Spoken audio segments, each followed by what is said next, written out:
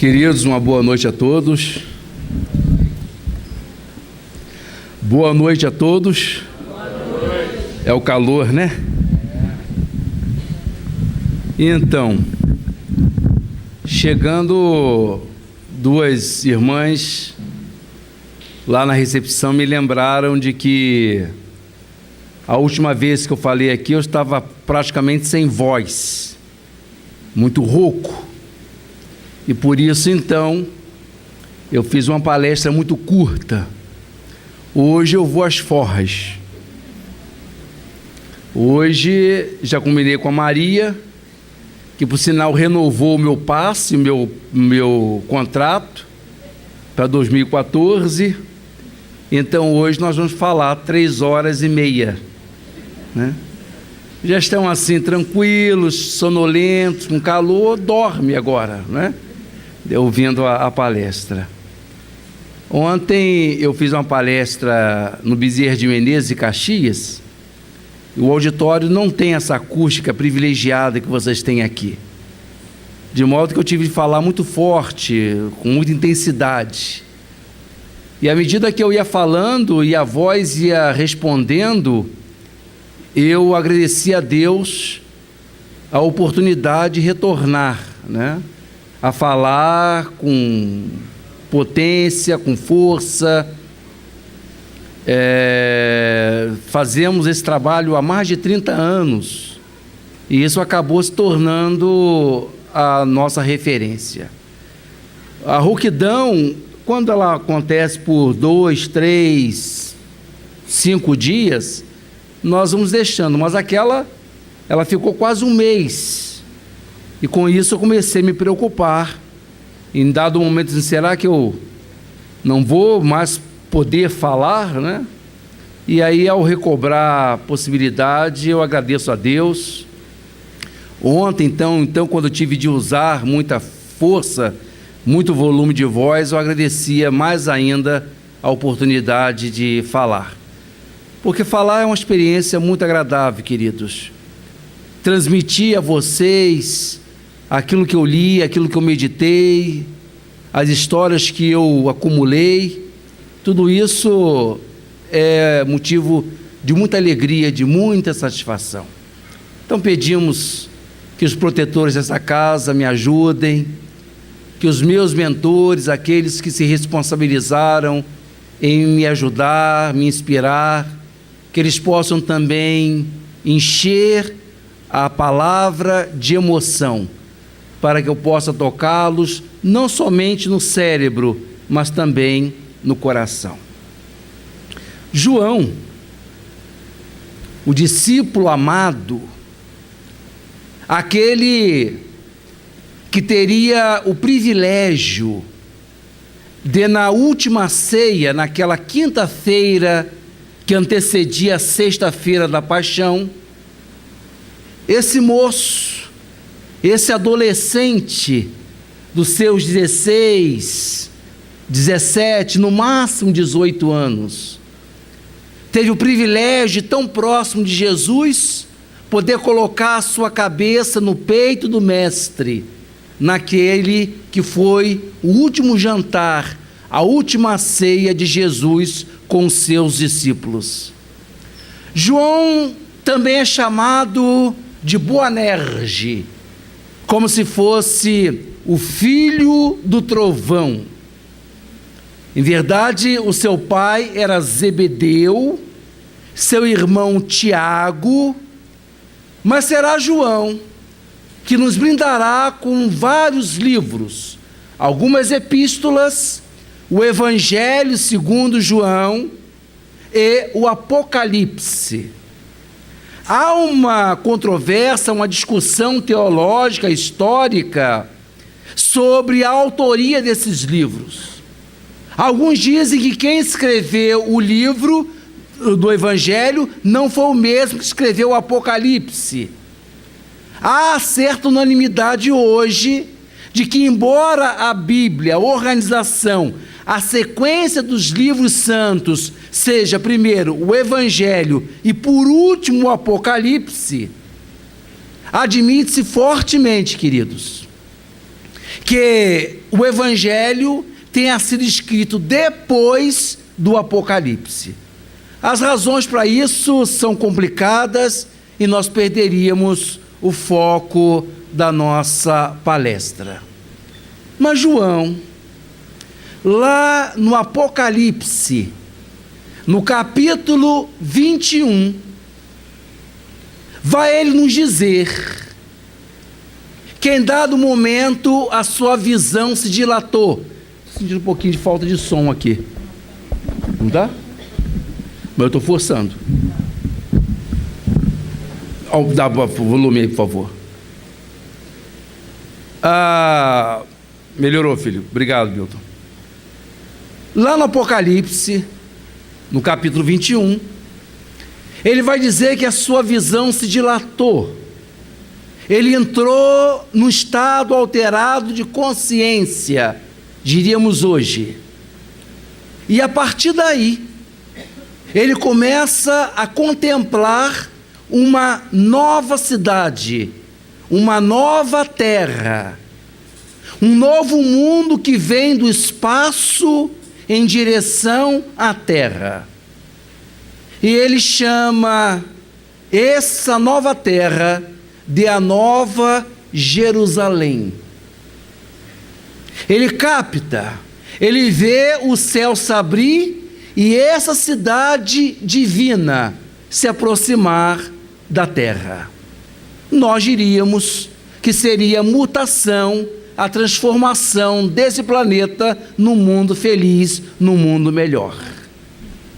Mas o mais interessante é que lá no versículo 16, ele vai dizer-nos assim: o mais extraordinário é que essa cidade possuía as 3 dimensões, o comprimento, a largura e a altura, totalmente iguais, eram do mesmo tamanho.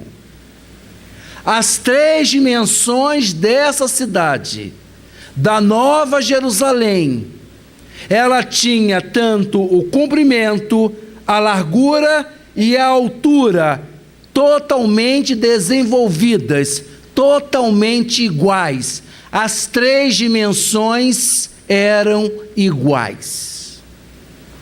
Quando eu li esse versículo,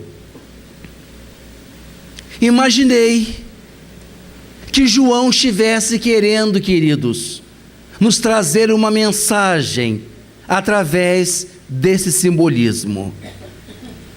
As 3 dimensões da Nova Jerusalém, de uma cidade perfeita, creio que também pode ser transportada para as 3 dimensões da alma humana, que deseja a sua plenitude, a sua perfeição, a sua evolução espiritual.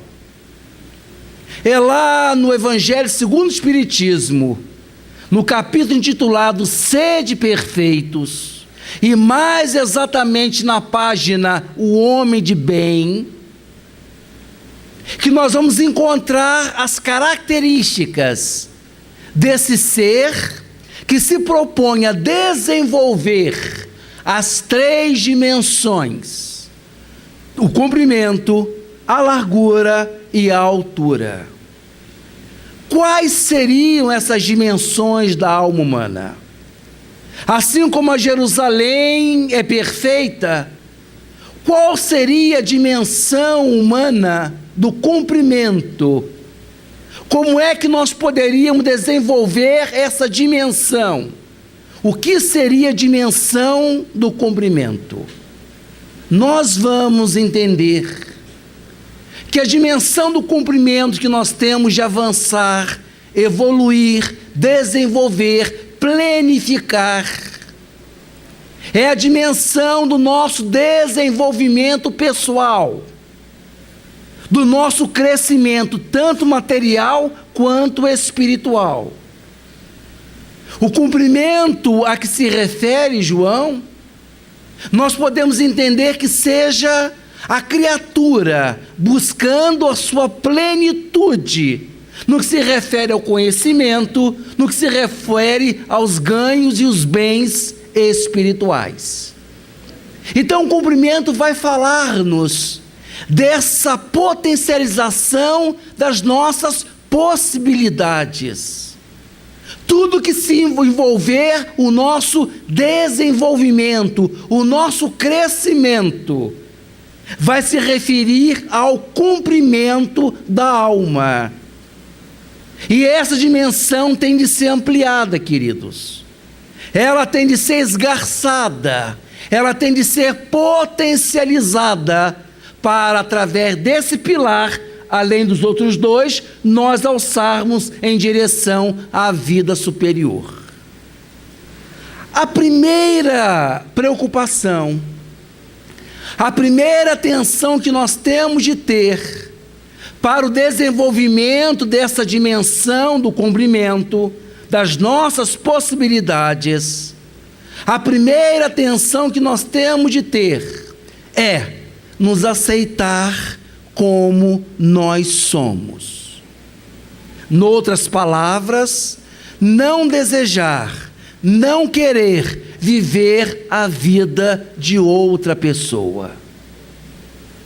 Quanta gente a gente conhece que se mira num determinado parente, num vizinho, e vai dizer que gostaria de ter a vida daquela pessoa. E alguns que dizem que não se desenvolveram por causa de A, de B, porque a mãe não deu educação, porque a mãe não tratou bem, porque o meio foi inóspito, foi difícil o seu desenvolvimento. O que a doutrina pede de nós é que nós desenvolvamos essas possibilidades e nos conhecendo como nós somos, aceitando como nós somos, sem querer viver a vida dos outros. Existe muita gente que se projeta, por exemplo, em vida de artista.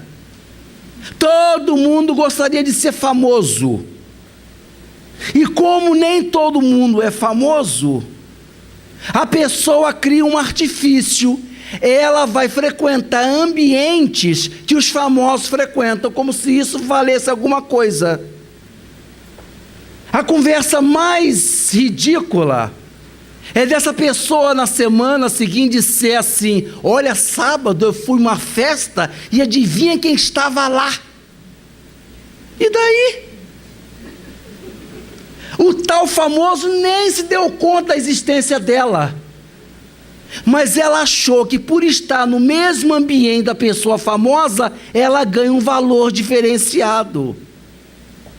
Nós temos de nos aceitar como nós somos, com os nossos erros, com os nossos acertos, com as nossas possibilidades, com as nossas carências.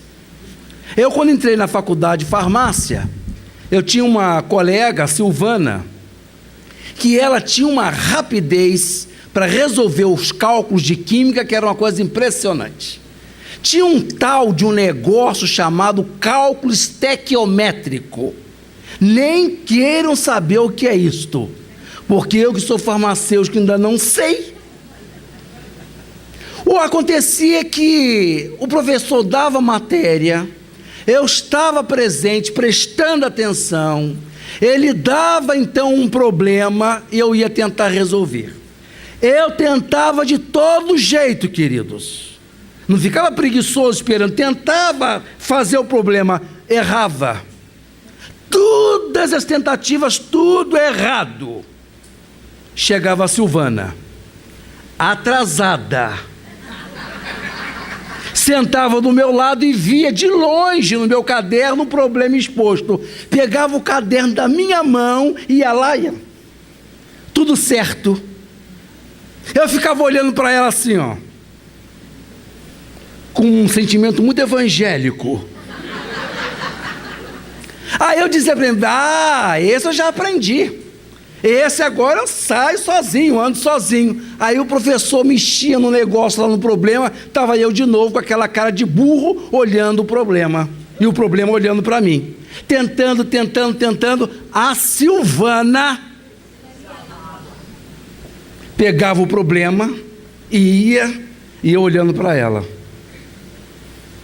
Meus queridos, não foi fácil, foi até relativamente difícil, mas um dia eu tive de dizer para mim: Eduardo, a Silvana tem um raciocínio mais rápido que o teu.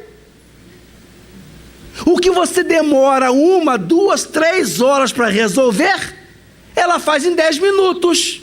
Aceite isso e se liberte. Queridos, nós temos coisas extraordinárias, mas temos coisas que não somos tão extraordinários assim. Então temos de admitir que nós temos limites. E a primeira noção para desenvolver a nossa potencialidade é exatamente reconhecer os nossos limites. A partir daí, nós conseguimos crescer, nós conseguimos avançar. Além de conhecer-nos, além de nos aceitar como nós somos, vale a pena, queridos, a qualquer hora da nossa vida, jovens ou mais maduros, perguntar a nós mesmos: qual é a minha obra nesta vida? Qual é a minha mensagem? Como é que eu quero que lembrem de mim? Quando vizinhos, filhos, netos, parentes, conhecidos se referirem a mim depois que eu tiver ido, qual é a referência que eu gostaria de saber? Como é que eles vão se lembrar de mim? O Mário Cortella tem um livro desse chamado Qual é a Sua Obra? Perguntemos a nós mesmos: como é que eu quero ser visto? Como é que as pessoas me veem? Elas gostam da minha presença? Eu sou essa pessoa que eles admiram, que eles querem ter? Qual é a minha obra? E não despenquemos na armadilha de querermos fazer uma obra monumental, porque isso é para os gênios, e gênios são poucos. Pode ser que tenha uns 2 aqui na plateia.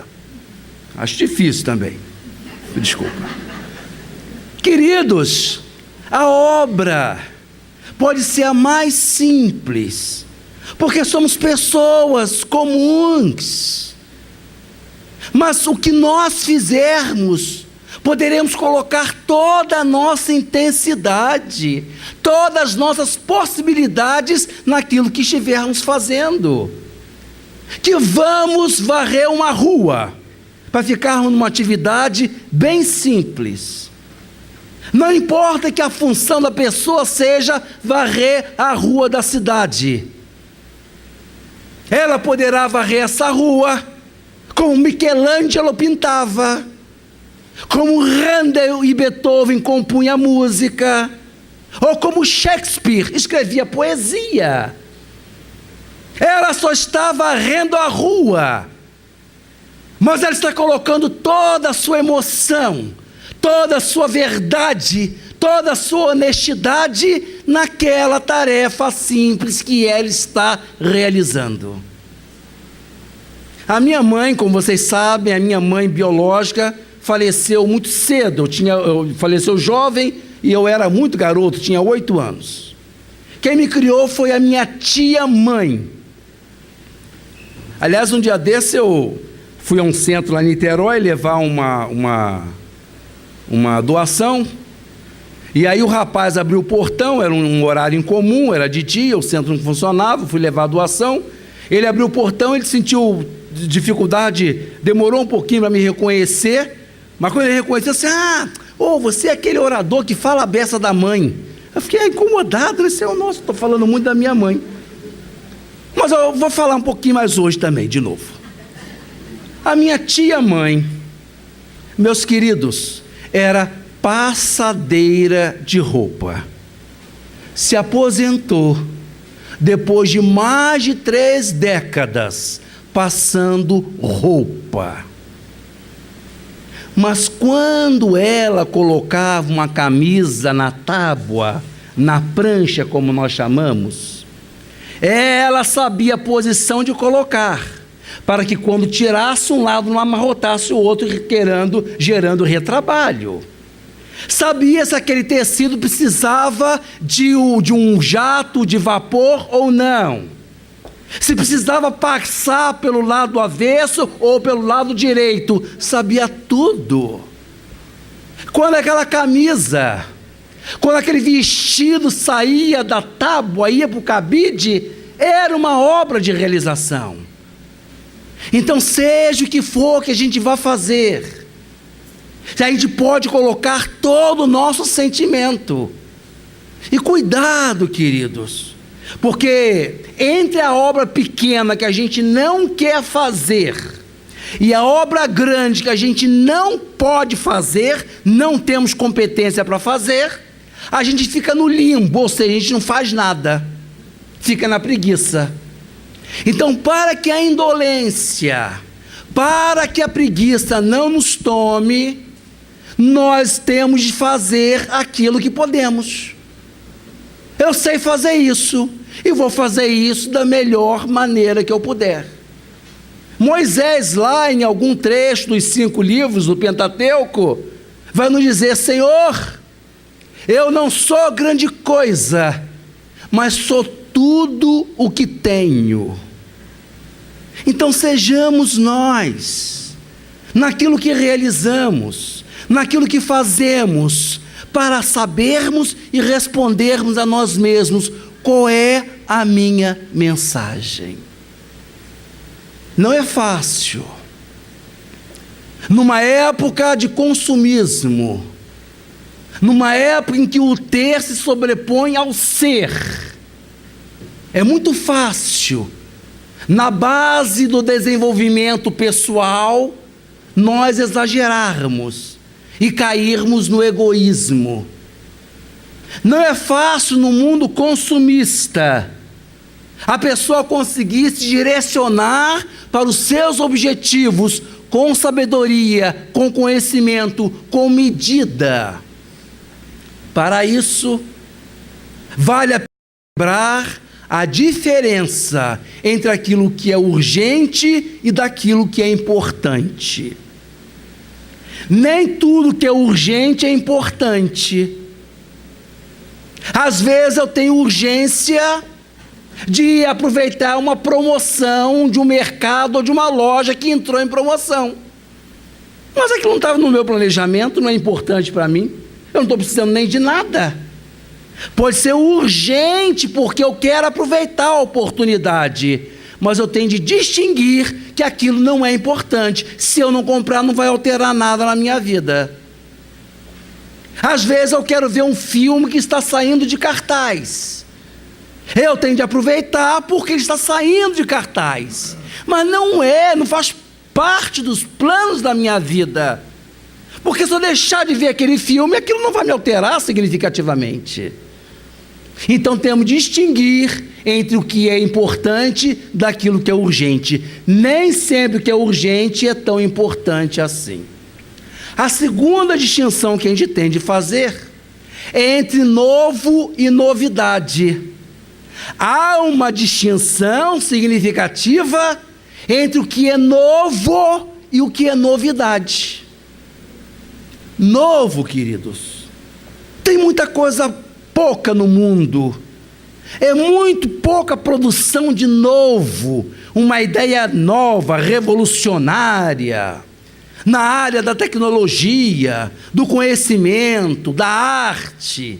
O novo que refaz, o novo que traz novidades de fato, o novo que refaz, esse novo é raro.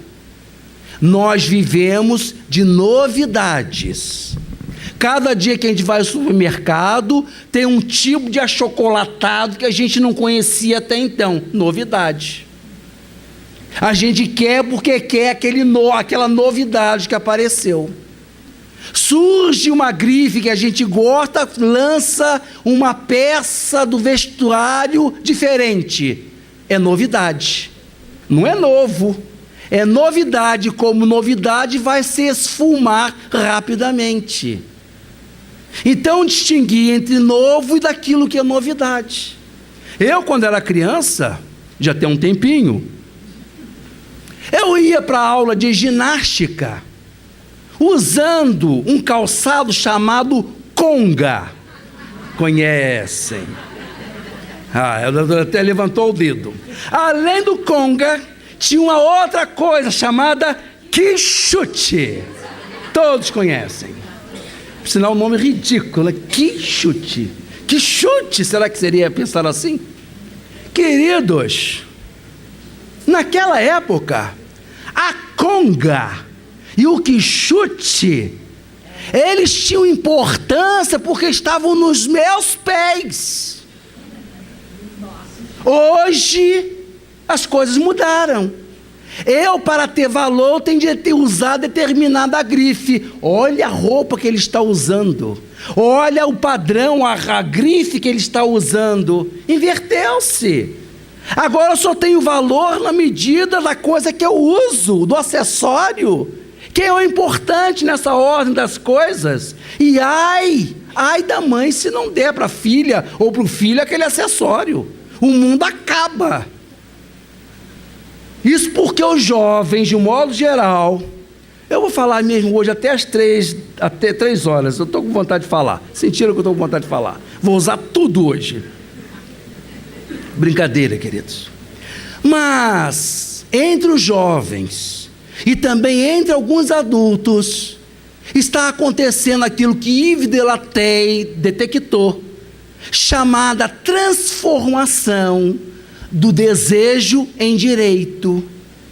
Nós achamos que porque desejamos nós temos direito. Não é assim. Não é assim. Tem várias coisas que a gente deseja e não pode ter. Desejo não é direito. Alguns jovens entendem que sim, mas não é verdade. Aliás, essa talvez seja a motivação para esses crimes bárbaros, tanto na violência das ruas, quanto nos crimes de colarinho branco que estão acontecendo, que assolam, que envergonham o nosso país. É porque as pessoas querem ter aquilo que desejam. Desejo não é direito. Eu posso desejar e não ter o direito de ter aquela coisa. Aí o garoto se formou no seu curso universitário e o pai deu a ele um presente, a uma festa de formatura em Porto Seguro. 1 semana de sol, brincadeiras, festas, 1 semana. O pai fez economias para pagar isso para o filho. A alta temporada. Ele gastou recurso, viu as contas e mandou o filho como prêmio para a sua semana, a semana da sua comemoração da sua formação universitária. No domingo o garoto vai chegar e o pai vai recebê-lo no avião, lá no aeroporto.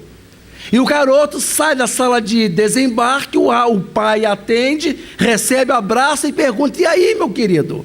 Como é que foi a semana? Como é que foi, querendo saber se divertiu? Gostou? O garoto responde: normal.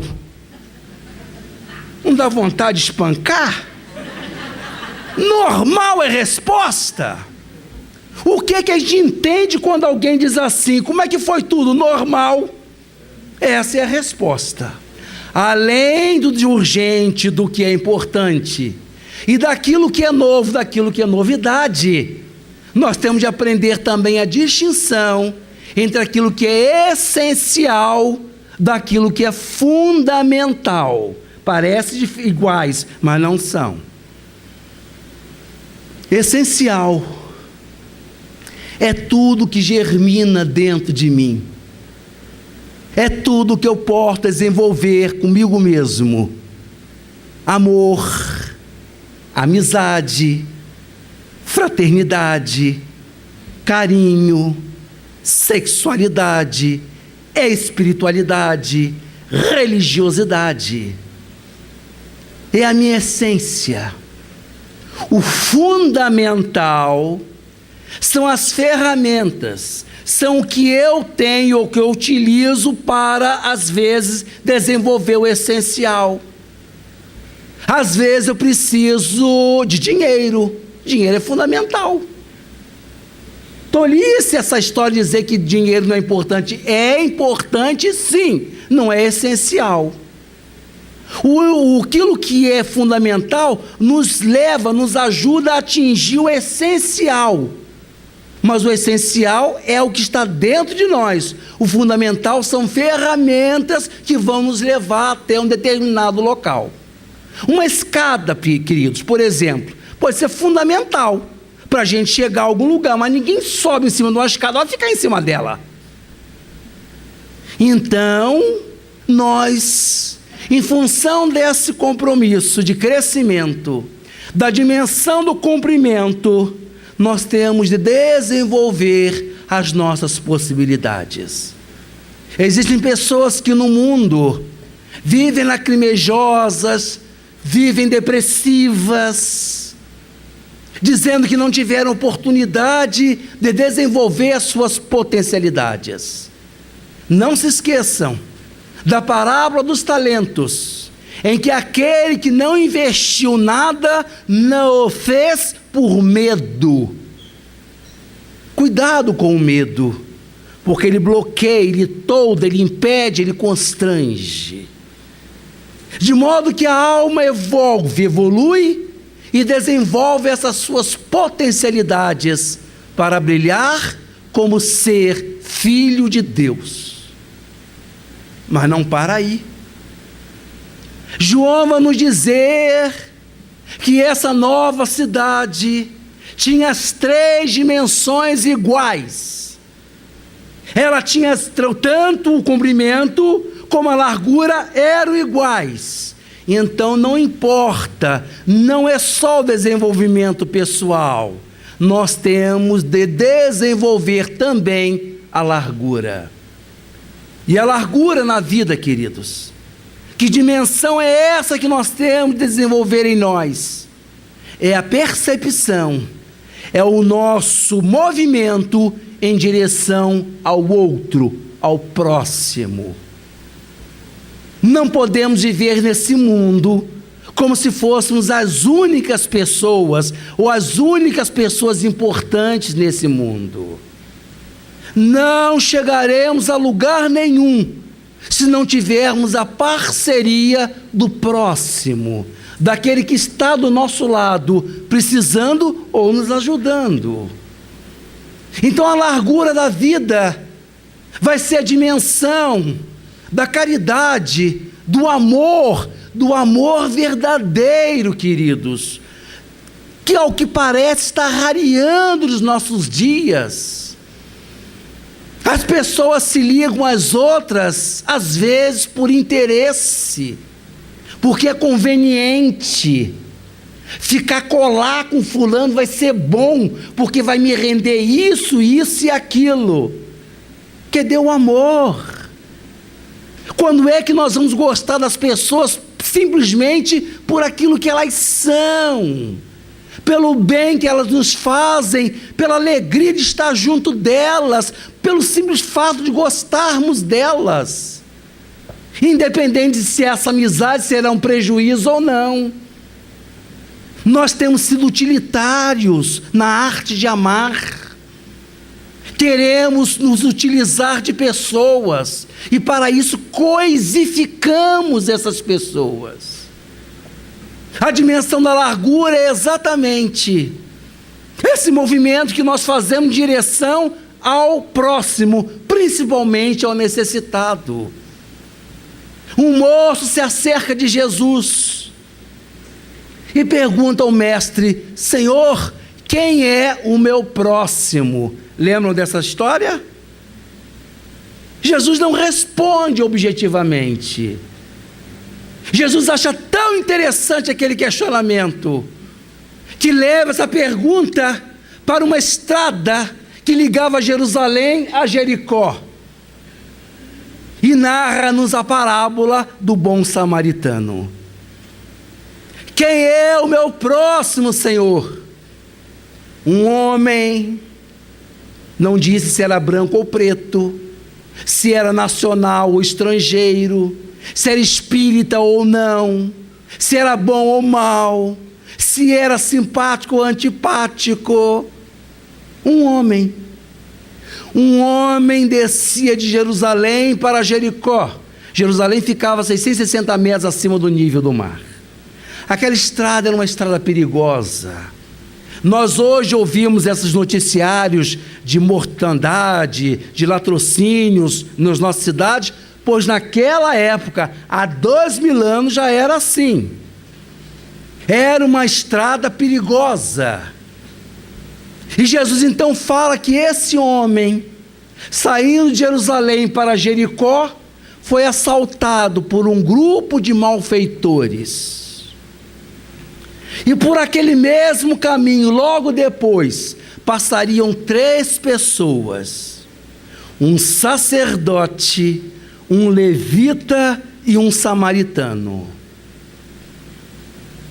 O sacerdote, o levita, montados no seu cavalo, olha o homem caído e prosseguem.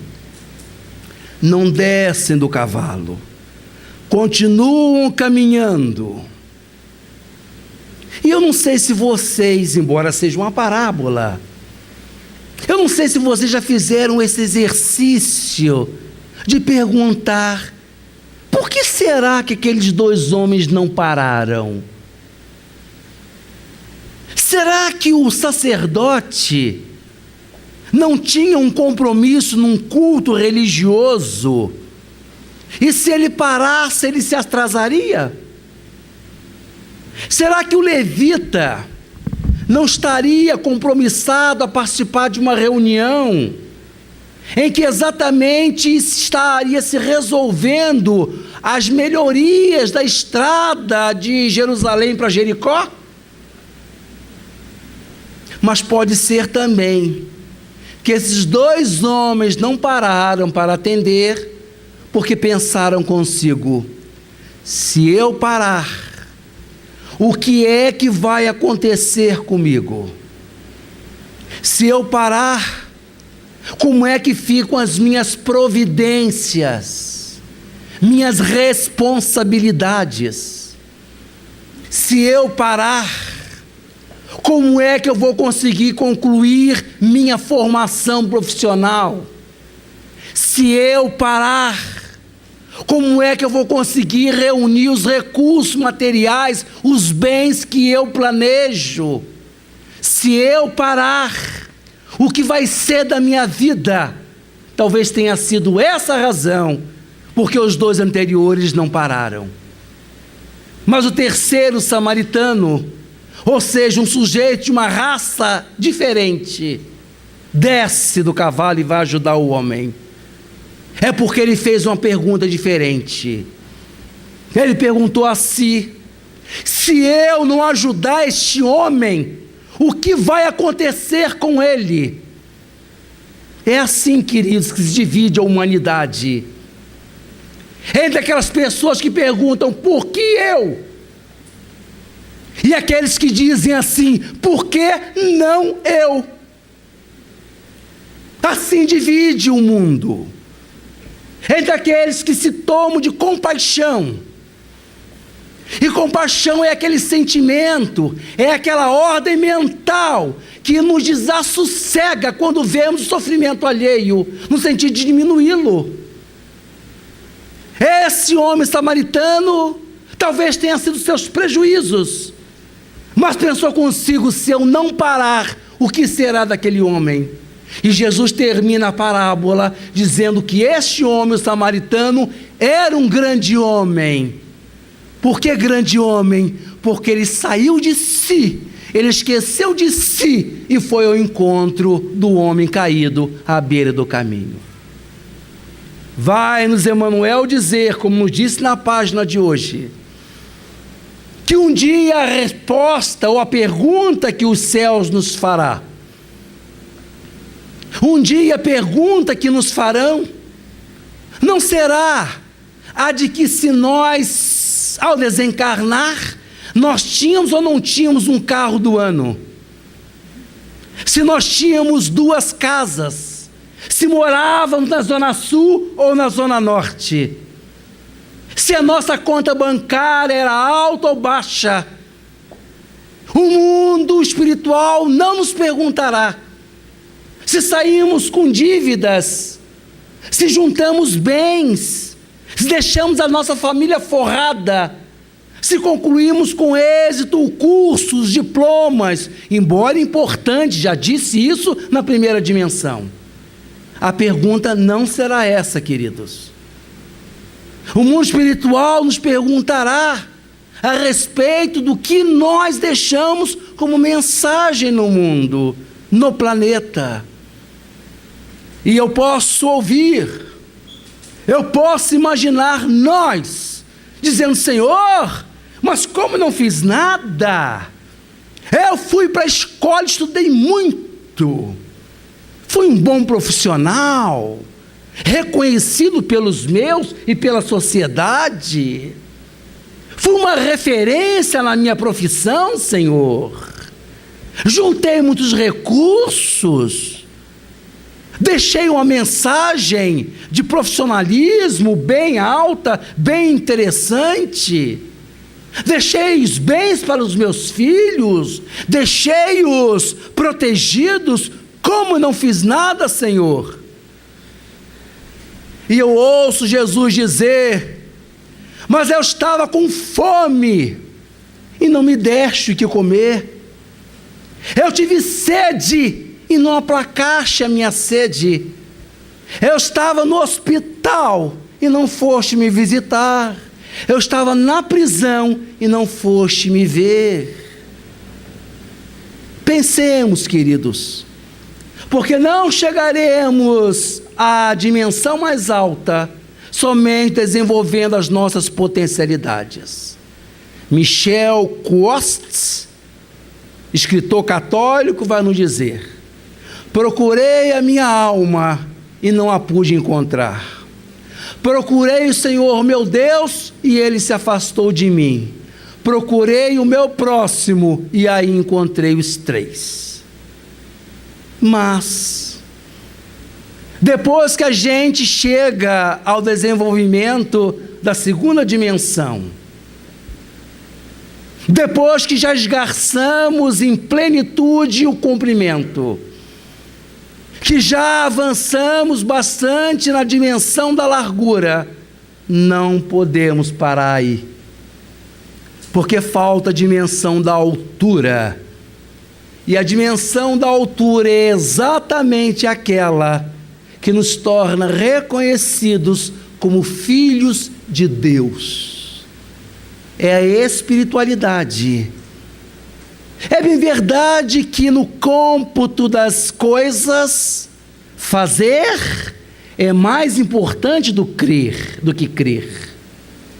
Mas para a alma ser plena, depois que ela desenvolve o comprimento e a largura, ela tem de se render às leis espirituais. E ela então vai se sentir filha daquilo que Platão chamou de potência infinita. Aristóteles chamou de potência inemovível. Hegel falaria dele como sendo o Senhor absoluto. Allan Kardec vai nos apresentar esse ser como a inteligência suprema e causa primária de todas as coisas. Jesus vai se referir a Deus como Abba, Pai querido. É esse sentimento de filiação, esse sentimento de estarmos possuídos por essa visão, que é a 3ª dimensão da vida, a dimensão espiritual. Está lá no Velho Testamento, Deus dizendo a Moisés: Moisés, vá ao povo e diga que aquele que se chama Eu Sou está lhe enviando. E isso é para que eles saibam e entendam que o meu nome, o último nome, é igual ao primeiro. Eu sou aquele que é. Esse ser que o livro dos Espíritos vai nos dizer que é imutável, que é único, que é imaterial e que é soberanamente justo e bom. Esse ser divino, que Emmanuel inspiradamente vai dizer assim: quando orardes, entra no quarto secreto da tua consciência, e lá dentro, ora esse Deus, e esse Deus te ouvirá. Não pergunte se Deus é um foco gerador de mundos, ou um centro irradiador de vidas. Não temos ainda a inteligência capaz de refletir a grandeza, mas já temos o coração capaz de sentir-lhe o amor. Então Deus fala para nós, queridos, através dessa ligação de pai e filhos. É a terceira dimensão. Se nós realmente quisermos evoluir, a nossa plenitude, a plenitude da alma, temos de avançar no comprimento, na largura e na altura.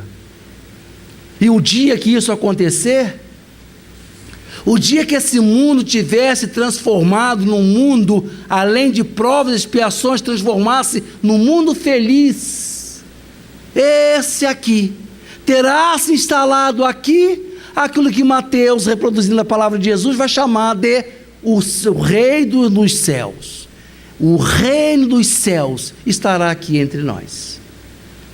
Esse reino que deve ser buscado, que deve ser procurado, como na parábola do homem do campo. O reino dos céus é semelhante a um homem que estava trabalhando num campo, acha um tesouro e fica tão feliz com aquele tesouro que vende tudo que tem para só comprar aquele campo do tesouro. Esse é o Deus que está dentro de nós. Esse reino dos céus, que é para os que sofrem perseguição. Bem-aventurados os que sofrem perseguição por meu nome, porque deles é o reino dos céus.